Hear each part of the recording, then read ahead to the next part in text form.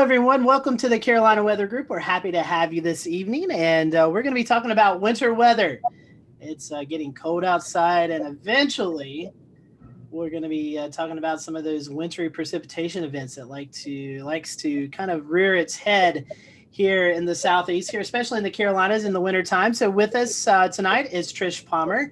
She is the coordinating meteorologist at the National Weather Service in Greenville, Spartanburg. And if you've watched our show any, you probably remember Trish, but if you haven't, Trish, welcome back. I know recently you got a promotion there in the office to the WCM. So before we kind of get into winter weather, tell us about that position. I know it's kind of different from going from the forecast desk to doing a lot of more things, kind of juggling in the air with the new job promotion. Sure, and thank you guys for having me on again. As the Warning Coordination Meteorologist, my job is that I'm now the primary liaison with our external partners, and that means the TV meteorologists, emergency managers, you guys out there in the other parts of media world. I'm also in charge of all of our outreach and preparedness programs. So when you hear about Severe Weather Awareness Week or Winter Weather Preparedness Week or whatever it might be, I'm the one that has to coordinate all of those different issues. And I work very closely with our surrounding offices. As part of the transition, I'm no longer actually in the shift rotation, but I still cover shifts because I'm still a meteorologist, and I have not lost my love for the geeky part of meteorology. I absolutely love it. That's why I got into this. But now with the promotion and my title as the Warning Coordination Meteorologist, getting to work with the partners and establish those relationships and working with the media and helping to bridge the gap between what we do in the weather service and what you guys and the TV meteorologists do in taking the message to the public. It's the whole weather enterprise needs to work together really well in order to effect the proper response from the public. And I really enjoy being that liaison and working with all these different facets of the weather enterprise. Forecasting is a big deal, but communicating is another big deal. And you about put half and half now these days with the various ways that we can communicate. And one of those ways that we really want to communicate is winter weather. And it's one that we don't get a lot of storms here in the Carolinas, but when we do, they're pretty impactful. So Trish, talking about the winter weather products, we kind of start with a winter storm watch, and then it kind of builds from there. Talk to us about these different products and what each product, the criteria is for each of those. Okay, so for a watch, just like any other watch that we might issue, a severe thunderstorm watch, a tornado watch, tropical storm watch is what we had this year as well. A watch means that conditions are favorable for these hazardous weather types to occur, and you need to have a plan in place. You need to be thinking about what you would do or where you would go if that weather event were to impact you. So a watch is basically, we're keeping an eye to the sky, we're watching the weather. Again, have a plan, make sure you're prepared for whatever happens. So in the case of winter weather, we like to issue a watch anywhere from 36 to 48 hours in advance of the onset of wintry precipitation. And the watch timing with that, we're really looking at about a 50% confidence level, that we're 50% confident that this hazardous weather will occur. As we get closer to the event, we can transition the watch to a warning or an advisory. And the difference there is that with the warning, we're looking at 80% confidence that hazardous winter weather will occur. And with an advisory, it's still 80% confidence, but it's more like nuisance winter weather. So the difference would be if you consider snow. Right now for the Piedmont of the Carolinas, our criterion for winter storm warnings for snow is 3 inches. So if it's below that, that would be more of a nuisance event, which would warrant an advisory. And if it's 3 inches or above, you'd get a warning.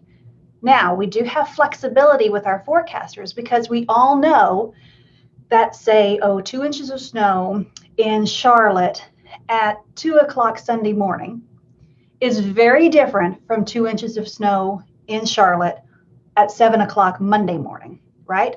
So we are able to take the societal impacts into account when we're issuing those warnings. So for 2 inches of snow at 2 o'clock Sunday morning, probably an advisory. 2 inches of snow at 7 o'clock Monday morning, you're talking about rush hour, school buses. That's where we would have that flexibility to go ahead and issue a warning, even though the objective, the number criteria isn't quite met. So we have that flexibility there. We have different criteria for sleet and freezing rain too. For a warning for sleet, we're looking at 1/2 inch. For freezing rain for a warning, we're looking at 1/4 inch. But again, there's a little bit of flexibility there depending on the impacts that we might be experiencing. And so, Trish, one thing is an advisory really isn't a step down. It's still impactful. It just, the accumulations are different than what a warning is. And, some folks may see as advisory as, it'll be okay, when in fact it's still going to be impactful to people. Right, especially when you're talking bridges and overpasses. You could still have dangerous areas on the roads, dangerous travel conditions, even with an advisory. Again, going from a watch to either a warning or an advisory, we're going from 50% confidence to 80% confidence. So we're confident that something is going to happen. It's just the scale of whatever that is. So we don't want people to just take advisories lightly. You still have to be prepared, and you still have to take precautions.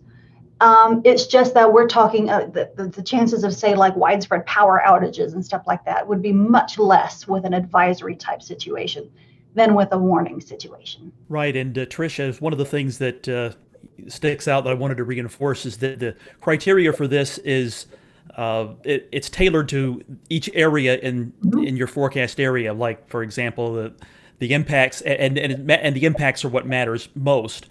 So, what would be most impactful for Asheville is different than what would be impactful for Charlotte and Greer. So obviously you're going to have different criteria for those areas, that's what matters, and that's the thing you need to be thinking about, is whether you get this lower level advisory but still important, or the higher level warning, which is even more important, that would be issued for your area. Right, exactly. And we all know that the mountains get more snow than the Piedmont does, right? So our criteria for the mountains for snow is 4 inches, whereas the Piedmont, it's 3 inches. And the further north you go, the higher that gets. You go for places like New York, you're looking at 6 or 7 inches, maybe even 8 inches before they get to a warning, because they know how to handle it. They have the resources. The impact isn't as great up there as it is down here. Again, just partially based on climatology. Right. And something else to think about if you're traveling outside this area is that criteria will be different elsewhere. If you go into Raleigh, if you go to Philadelphia, if you go to Chicago, those criteria are going to be different still.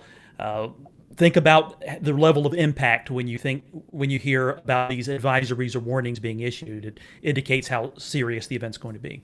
Right, and we have the exact opposite in the summer. Down here we can handle the heat a little bit better than people can up north. So somebody down here may go up north in the summer and that's a heat advisory, whereas down here we're expecting heat indices of 105 for a heat advisories, but up north it might be more like 95 or 100. And we Southerners are like, what? They can't handle 100 degrees. But it's different. It's based on climatology and what your body is acclimated to.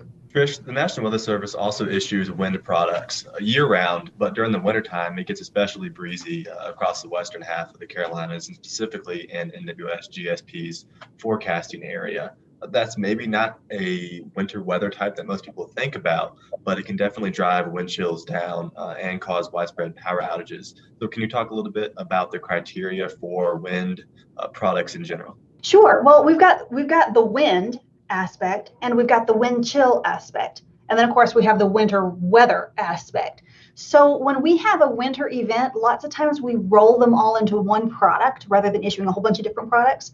Because as you guys are probably aware, a wind product is handled by one set of products. It's called a non-precipitation warning, whereas the winter storm and wind chill products are handled by the winter storm products. So it can get very confusing. So we often wrap these in together. And so we can sometimes tweak our criteria to make it match what the weather is looking like. And again, just to make more sense to the residents across the Western Carolinas and Northeast Georgia. So for example, when we issue a high wind warning, that's when we're expecting frequent gusts over 50 knots or 58 miles per hour. that's not uncommon in the northern mountains in the middle of the winter because we have the jet stream coming down. We've got some really tight pressure gradients that set up often. And anybody who's watched the weather at Grandfather Mountain knows it can get very, very, very windy up there. So you'll see those products a lot. The step down from there is a wind advisory.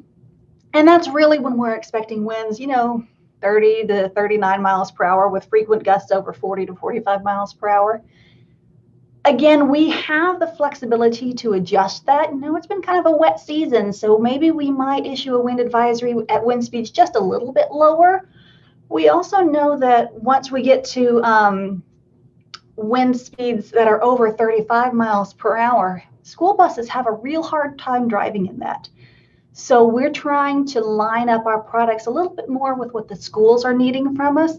And that's part of the communication between us and those decision makers. So they let us know what they need and we tell them what the weather is going to be. And sometimes it's just easier for us to issue a product based on those more widespread impacts. So when we take the wind and the temperatures into account, then we get the wind chills on top of that too, right? So once we're looking at wind chills below 0 Fahrenheit, that's when we're going to start looking at wind chill advisories, wind chill warnings. Again, it's going to be a little bit lower in the mountains than it would be in the Piedmont.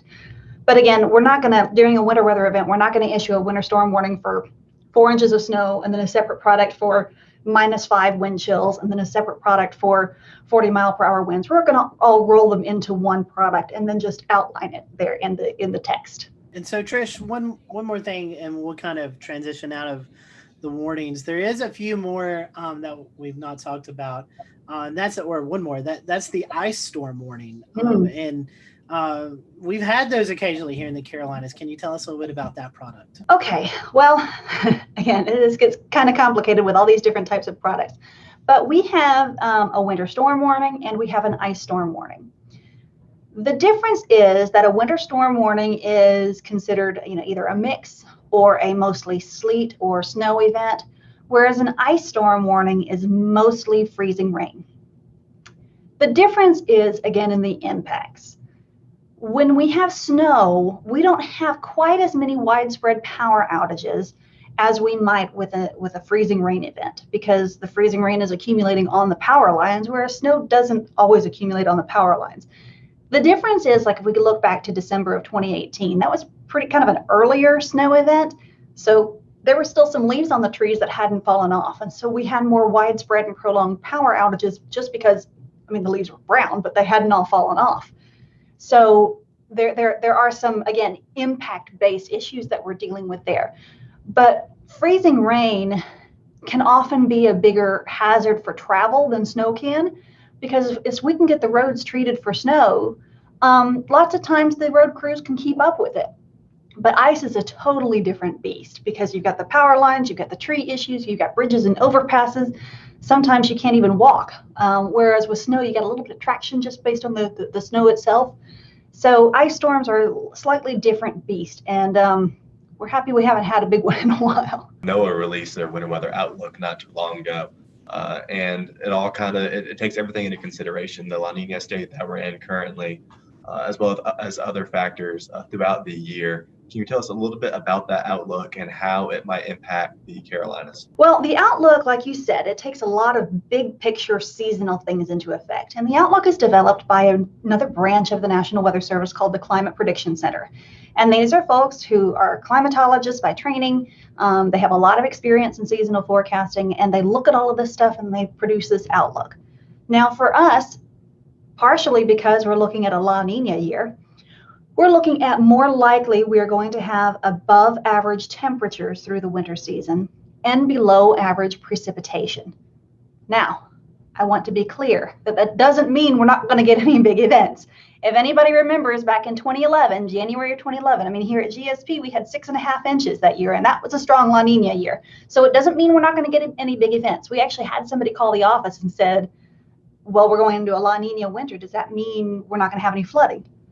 No, that doesn't mean that at all. It just means on a seasonal basis, the average temperatures will likely be above normal and the average precipitation will likely be below normal.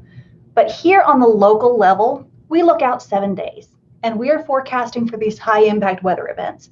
And we're going to issue watches and warnings no matter what the seasonal outlook is. because you could still have an extreme event any time of year. Very important to consider when we live in the South here that one snowstorm can bring you double your normal snowfall in a year. So even though on average we're likely to see a warm and dry winter, it only takes a 1 week long cold pattern to give you above normal snowfalls. So keep that in mind, because what's normal is actually not much. So you can actually get a lot well above normal snowfall for a year just because you got one big snowstorm. Yep. And it's really important for your viewers, your listeners, to understand that they need to be prepared for all types of high impact weather. Don't take a seasonal outlook of above normal temperatures, below normal precipitation, and say, I can let my guard down. No. You always need to have an emergency kit ready. You always need to be prepared. And so, Trish, talking about that, the forecast, it seems like, with tropics, we get a little sector of that. But with winter weather, we get a bigger sector, seeing these fantasy weathercasts that go out 10, 15 days in advance and kind of show these big monster winter storms developing. But honestly, tell us how hard it is to forecast winter weather here, and how those Fantasyland storms that some people like to post, hardly ever verify here. You can find a model run that'll say basically anything you want it to say. And what's the saying that even a broken clock is right twice a day, or even a blind squirrel catches a nut every now and then. So there may be some extreme forecasts out there, and maybe somebody gets lucky and it gets right. But the important thing is for people to rely on trusted sources of weather information. So don't just look at one social media post from Joe Blow out there. Talk to your, you guys have a huge Twitter following, and you guys have reliable sources that you tweet and retweet, whether it's your local favorite TV meteorologist or us here at the National Weather Service. It's really important that people rely on trusted sources of information. And in the end, when it comes to watches and warnings, we in the National Weather Service are congressionally mandated to issue those products. And then we rely on you guys on the media side of things, whether it's TV media or internet media or whatever, to get the word out there to the public. I mean, some people will get it through our website. But our interface is more working with the media and emergency managers. So we really rely on you guys to be the go-between between us and the public. So again, we're the ones that are issuing the watches and warnings, but often it's you guys in the media that are communicating that to the public. So that back and forth interaction is really important. And when it comes down to some random social media post with some random forecast, anybody can be right every once in a while. And a lot of that is just clickbait. They want people to click on them to get likes or followers or whatever. And there's really no point in scaring people with crazy forecasts all the time. Again, go to your reliable, trusted sources of weather information. Absolutely. Know your meteorologist. Or if you're finding weather information from someone you don't know who is actually posting it, it's some anonymous type of weather site, you may want to take that with a grain of salt.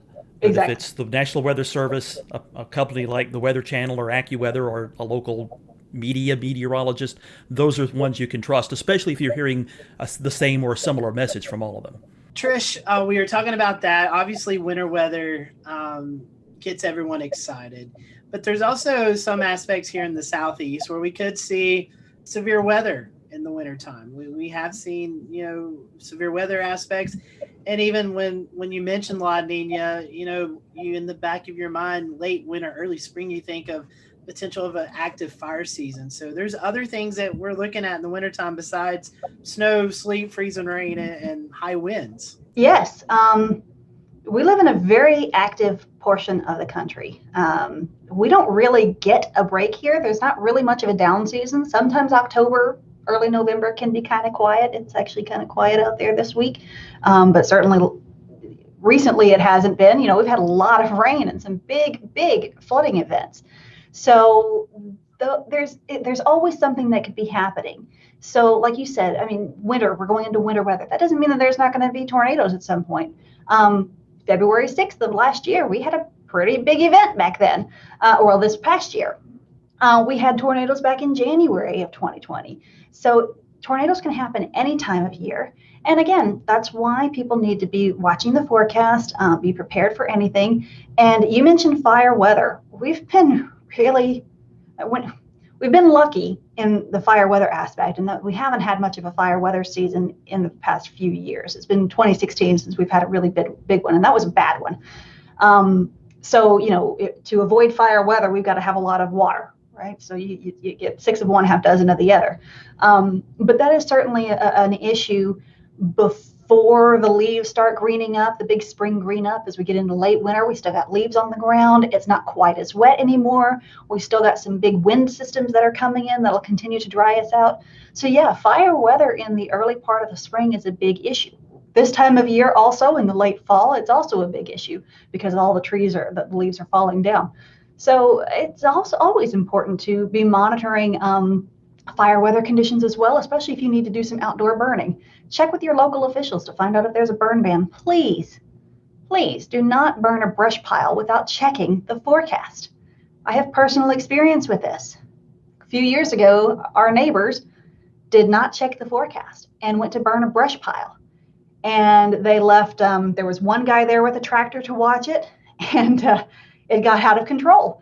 And we noticed more and more smoke. We all happened to be home that day. There was more and more smoke coming by our windows. Our baby girl was up taking a nap. And so my husband goes, and he looks, and there's a fire in our yard. So we actually had to call 911, and there were 2 different units that had to come out. We had a 2-alarm brush fire around our house. And then they're first concentrating on a propane tank. And, in the heat of the moment, you don't think about it. But looking back, if I had realized that if I had put the 2 and 2 together, fire, propane tank, I would have completely panicked. In that case, they got the fire out, but it could have been a devastating situation because our mulch was on fire. It was very scary. Our little boy was terrified. The little baby slept through it all. But you've just got to be careful. You've got to watch what you're doing and pay attention to the forecast. So Trish, what are some of the sensible safety precautions that the public can take? We talk about putting together a kit so that you can be prepared, but what would go into that and really tailored towards winter weather? Well, it'll depend on what you're doing and what you need to be doing and your life situation. So if you're at home and we have a winter storm warning and you don't need to be anywhere, and hopefully not, you're going to want to have your standard, gallon of water per person per day in case you lose power and can't get water, especially if you're on a well. You're going to want to have any medications. You're going to want to have non-perishable foods, and make sure you have a manual can opener for any cans that you have. You're going to want to have extra blankets and stuff nearby. If you're using something like a kerosene heater or something, or propane gas fireplace or something like that, you need to be aware of carbon monoxide issues and always have a way to vent the carbon monoxide out. And if you've got the best thing is to have a carbon monoxide detector in your house, because that is truly a silent killer. Because people go to sleep and they never wake up. They have no idea, they don't know what happened. So again, have a way to stay warm. Have a way to stay fed, and have plenty of water. If you have babies, make sure you have plenty of baby supplies with you. Again, your medications. If you need oxygen or something like that, maybe you need to have some extra supplies with you there. If you have pets, that's another thing. You need to have a way for your pets to have water and food, and maybe bring them inside. Or if you have like farm pets, make sure that they're taken care of. If you need to be out on the road for any reason, if you must be out on the road, we've got a lot of first responders that have to be out on the road. Make sure you have a bag of kitty litter or ice melt or something like that in your vehicle. Make sure you have an ice scraper. Make sure you have a blanket in case you get stuck. Make sure you have some food and some water. Make sure you have a snow shovel, maybe even. So there's a lot of different things that you can have with you to help you should the worst case situation arise. And it's important to do that in advance. Yes. When, like, for example, current times when the weather's relatively quiet, advanced planning is the key to being ready when things happen, be them a weather disaster or something else. Get ready in advance. That way, for one thing, you can actually secure the supplies. They might be in short supply when we're close to an event and something bad's going to happen, a big snowstorm or whatever. Be ready in advance. And ready.gov is a good place to go and look for other tips for not just weather emergencies, but also other kinds of disasters too, earthquakes and so forth. Exactly. And always have your phones charged up. Always have these charged. Even if the cell phone networks get clogged up, often text will still work. So if something were to happen and you get stranded, maybe you don't have a cell phone signal, you might be able to still send a text to a family member or something like that and ask them to ask for help for you. But always have your phones charged up. That's a big one too. Especially going into a big event, just keep it plugged in overnight and just have it there. There are lots of like manual battery chargers that you can get. You can get crank chargers, crank radios, and stuff like that. So there's lots of different options out there. Well, Trish, speaking of winter weather, we'll kind of close with this. For those folks who live in Western North Carolina, upstate South Carolina, and far northeast Georgia, how can they follow you guys? What's the best way for our followers and listeners to get information from the Weather Service there with winter weather coming up? I know your website, you've got social media. What's the different outlets they can check out? Well, like you said, our website, weather.gov/GSP for Greenville, Spartanburg, weather.gov/GSP. That's going to have all of our latest information, the most official information. We do have Facebook and Twitter at NWSGSP. Facebook and Twitter, social media is not an official source of warning information, okay? Because sometimes that can go down. Sometimes our meteorologists get overwhelmed and we can't always keep some of that updated. A lot of that auto posts. The other thing is that Facebook algorithms sometimes don't always show you the most recent posts. So we have stopped posting warning information on Facebook because we've had a lot of complaints from people getting old warning information instead of new warning information. So we'll use Facebook more to post precautionary and preparedness activities and actions. And we might use Twitter more for the actual warnings and advisories, those kinds of real time, what's going on right now situations. We love to get reports from people. We don't know what's happening basically anywhere except outside our office. And we have these little bitty windows. We can't see very far. So it's really important for people to tell us what's going on out there. And that's not just winter. That's all year round. If you see a tree that comes down, let us know. If there's a thunderstorm out there and it's causing, there's flooding on your road, let us know because we don't always know what's going on at the ground. So get out there with a ruler, take a picture of the ruler. Those are the best. If you can take a picture of the ruler in the snow and then tweet it to us at NWSGSP. Or if you go to our website, there are places that you can report your weather there. We really, really, really appreciate that information because that helps us to understand what's going on out there so that we can then adjust our thresholds. That's all good information. Trish, we certainly appreciate you joining us, and fingers crossed. I know I like winter weather. I believe you like winter weather. I know Evan loves winter weather. Frank, I know you've had your winter weather in Pennsylvania, so you might want a little bit of a break. But yeah, I'll take this La Nina winter. Hopefully it's at least 60 degrees every day from now through March. I'll be fine with that.